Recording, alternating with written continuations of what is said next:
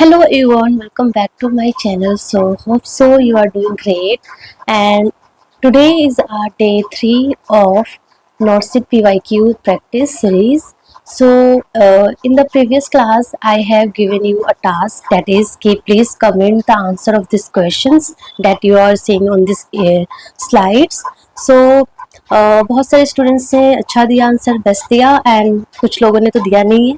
So now I am telling you the reason behind this answer and which one is the correct answer, right? So the first question, that is, what best describes conduct disorder in children and adolescents, right? So conduct disorder, it is a kind of behavior disorder, right? So conduct disorder क्या होता है? It is a kind of behavior disorder, है ना? So behavior कैसा हो जाता है kind of anti social. So anti social हो जाता है मीन्स कि सोशल के अगेंस्ट. तो everything he is doing that is not good for our social, है ना? सो लाइक टेलिंग लाइज, है ना? So like that. So which one in this option will best describes? So the first is a mood disorder seen in childhood. So mood disorder is a kind of कि इसमें like हमारा bipolar disorder, depression, mania ये आता है. So mood disorder is not a behavioral disorder. So ये हमारा क्या है? This is wrong. B है a repetitive and persistent pattern of violating the rules, norms and rights of other. Very truly, है ना? So it is a kind of behavioral disorder in that there is repetitive and persistent pattern of violating the rules. So every rules he violate, है ना? So everything he is doing against that, opposite to that, है ना? So violating the rules, norms and rights of other, kind of anti-social behavior, है ना? So that is indicate conduct disorder. Another one पढ़ते हैं, that is a type of anxiety disorder. Again, conduct disorder is not an anxiety disorder. Anxiety is a kind of कि जिसमें phobia होता है, fear होता है ना. So it is not like that. So it is again wrong. And D हमारा है a communication disorder. Again it is not a communication disorder. इसमें कोई भी लैंग्वेज या फ्लुएंसी, टोन में कोई प्रॉब्लम नहीं होती है. It is purely a behavioural disorder in which there is a repetitive and persistent pattern of violating the rules, norms and rights of other, and it is known as conduct disorder in the children.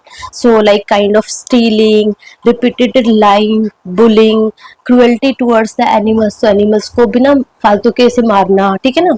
Disobedience, running away from the school. So these are the behavior that is present in the conduct disorder children, ठीक है ना? So answer क्या हुआ? C is the correct answer. Understood? Sorry, B is the correct answer, not C. It's B is the correct answer. ठीक है? So I hope you understand well these questions. Coming to the next question, that is very easy.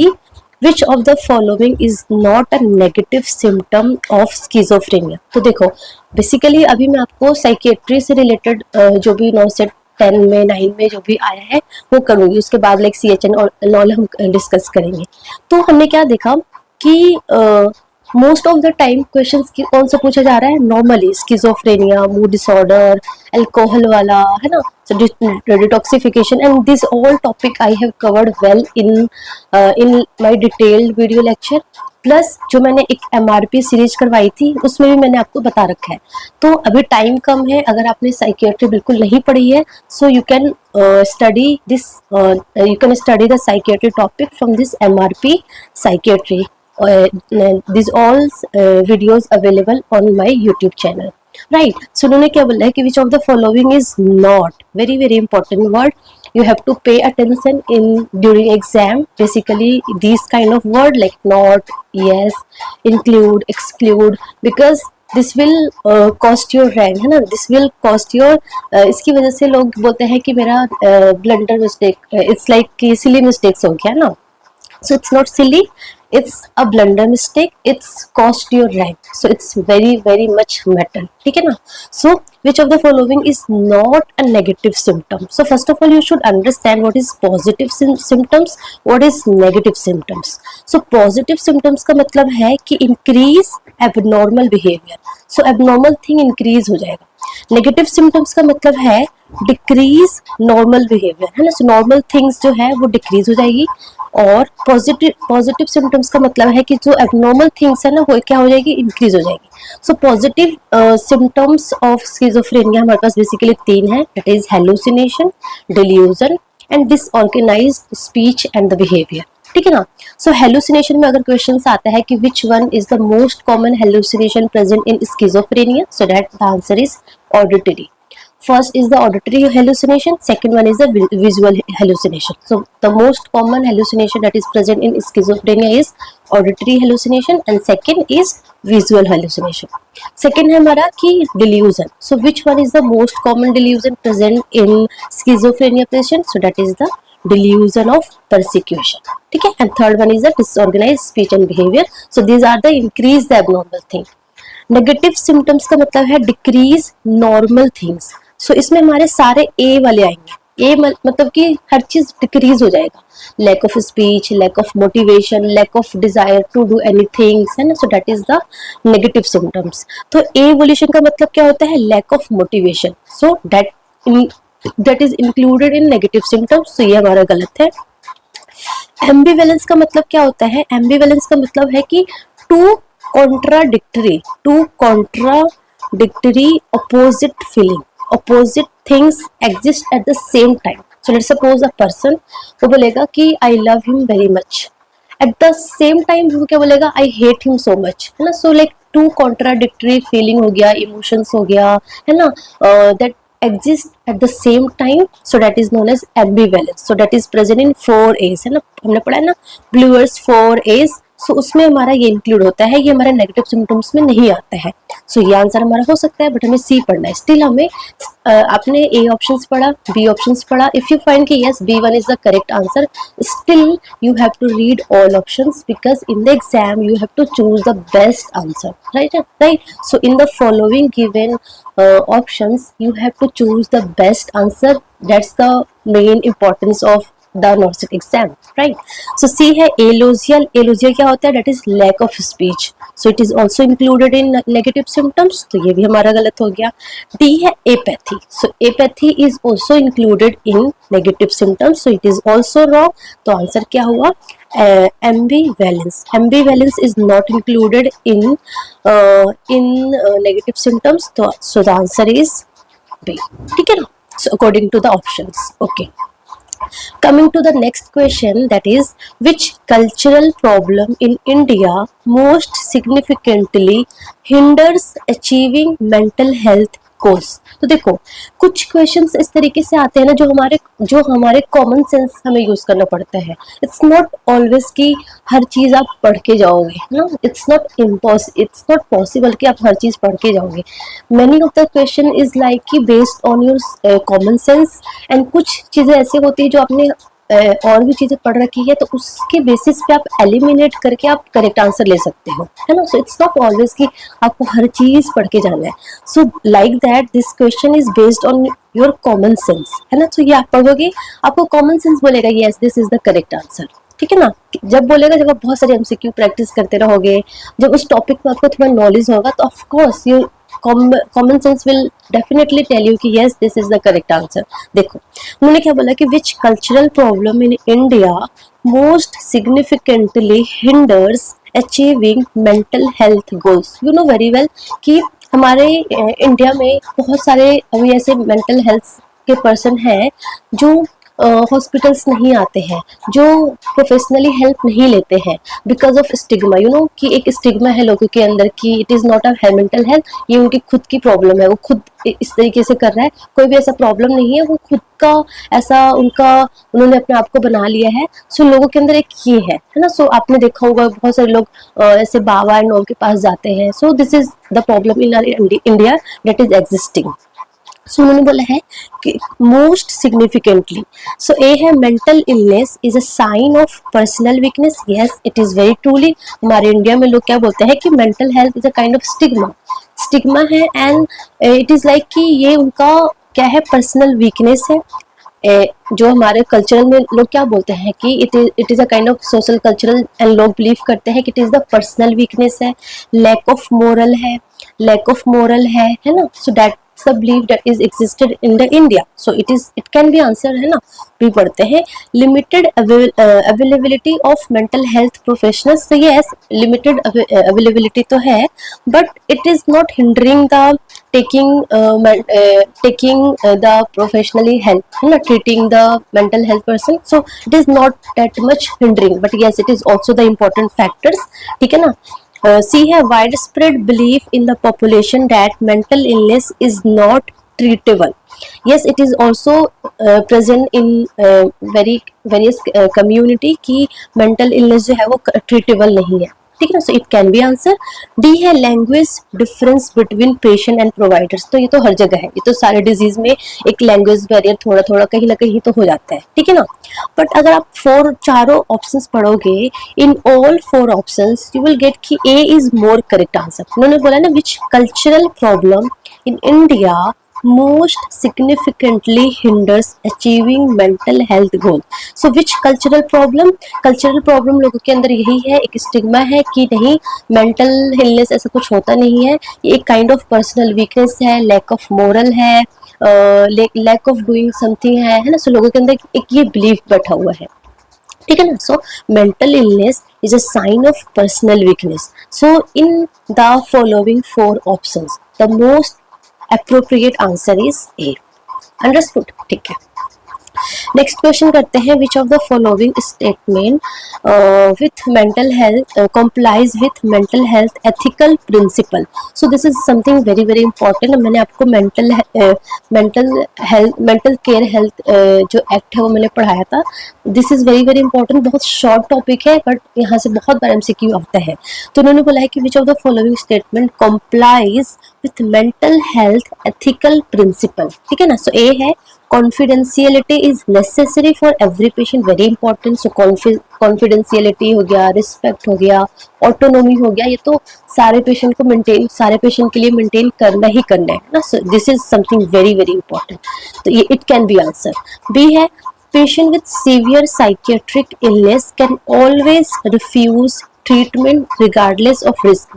Very very not true है ना. सो it's not always कि जो severe psychiatric illness अगर होगा किसी patient को तो वो हमेशा ट्रीटमेंट को रिफ्यूज कर सकता है regardless of their risk. If there is high risk तो हम अगर पेशेंट मना भी करता है तो इट्स नॉट कि हाँ हम मान जाएंगे. उसके बहुत सारे वो होते हैं, एडवांस डायरेक्टिव होते हैं, फिर कोर्ट का फैसला होता है ना. सो इट्स नॉट कि पेशेंट का हर जगह राइट है कि वो अगर सीवियर कंडीशन में जहाँ पे पेशेंट की जान जा सकती है, सामने वालों के इंसान की जान जा सकती है, सो इन दैट कंडीशन सिर्फ पेशेंट के पास ट्रीटमेंट को रिफ्यूज करने का राइट्स ओनली नहीं है. So it is wrong. C. Mental health patient cannot refuse treatment under any circumstances. It is also wrong. There is right. अगर पेशेंट के अंदर इंसाइट्स है तो पेशेंट का राइट है कि वो ट्रीटमेंट के लिए रिफ्यूज कर सकते हैं. So it's not always right है ना. डी है psychiatric treatment should be given without consent in all cases. It is also true, absolutely false कि इट्स नॉट ऑलवेज कि आपको पेशेंट का कंसेंट ही नहीं लेना है. कंसेंट तो बहुत ही इंपॉर्टेंट है. आप ECT करा रहे हो, आप anything you are doing the procedures और anything you have to take the consent. And in psychiatric illness consent is something very very important है ना. सो आंसर क्या होगा? A is the correct answer. Confidentiality is necessary for every patient. Autonomy, giving respect is very very important for every patient, right? So A is the correct answer. Coming to the next questions, that is a patient diagnosed with alcohol use disorder. Very very important topic, that is the like alcohol, opioids, जितने भी substance taking जो behaviour है, जो disorder है, very important है, वो आपको must पढ़ के जाना है. ठीक है ना.